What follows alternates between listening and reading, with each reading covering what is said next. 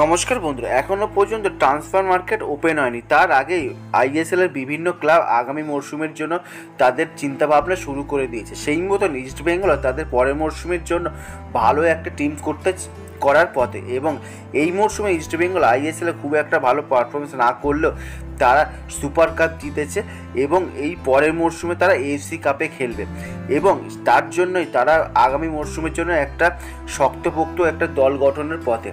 সেই মতনই তারা মোহামেডান স্পোর্টিং ক্লাবের আই লিগে খেলা দুর্ধর্ষ একটা স্ট্রাইকার ভারতীয় ডেভিড লালংসাঙ্গার সঙ্গে কথাবার্তা প্রায় পাকা করে নিয়েছে, এবং চুক্তিও প্রায় হয়ে গিয়েছে। এই লালংসাঙ্গা অর্থাৎ এই ডেভিড, এই প্লেয়ারটি মোহামেডান স্পোর্টিং ক্লাবের জার্সি গায়ে যথেষ্ট ভালো পারফরমেন্স করেছে এবং নজর কাড়া পারফরমেন্স করেছে। ইস্টবেঙ্গল অনেক দিন ধরে এর নজরে ছিল, কিন্তু তাকে কোনোভাবেই আনতে পারছিল না। এই মরশুমে হয়তো মোহামেডান স্পোর্টিং ক্লাবের সঙ্গে চুক্তি শেষ হয়ে যাচ্ছে এই ডেভিডের, যার ফলে হয়তো আই লিগ শেষ হলেই ইস্টবেঙ্গলের জার্সি গায়ে আমরা এই প্লেয়ারটিকে দেখতে পারি।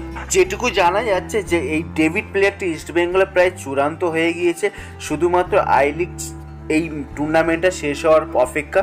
যখনই এই টুর্নামেন্টটা শেষ হয়ে যাবে তখনই এই প্লেয়ারটিকে আনুষ্ঠানিকভাবে হয়তো আমরা ইস্টবেঙ্গলের তরফ থেকে অ্যানাউন্সমেন্ট দেখতে পারি।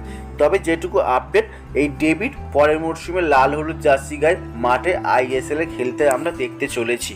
এই সাইনিংটা অবশ্যই ইস্টবেঙ্গলের জন্য যথেষ্ট একটা ভালো সাইনিং, তার কারণ ডেভিড যথেষ্ট একটা ভালো স্ট্রাইকার, ভারতীয় স্ট্রাইকার।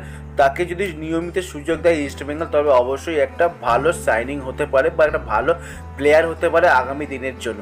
তোমরা অবশ্যই কমেন্ট করে জানো ডেভিডকে দলে নিয়ে ইস্টবেঙ্গলের শক্তি কতটা বাড়লো, অবশ্যই কমেন্ট করে জানো। এই ভিডিওটা এই পর্যন্ত যদি ভালো লেগে থাকে তাহলে অবশ্যই লাইক, শেয়ার অ্যান্ড কমেন্ট করো, এবং অবশ্যই চ্যানেলটিকে সাবস্ক্রাইব করো।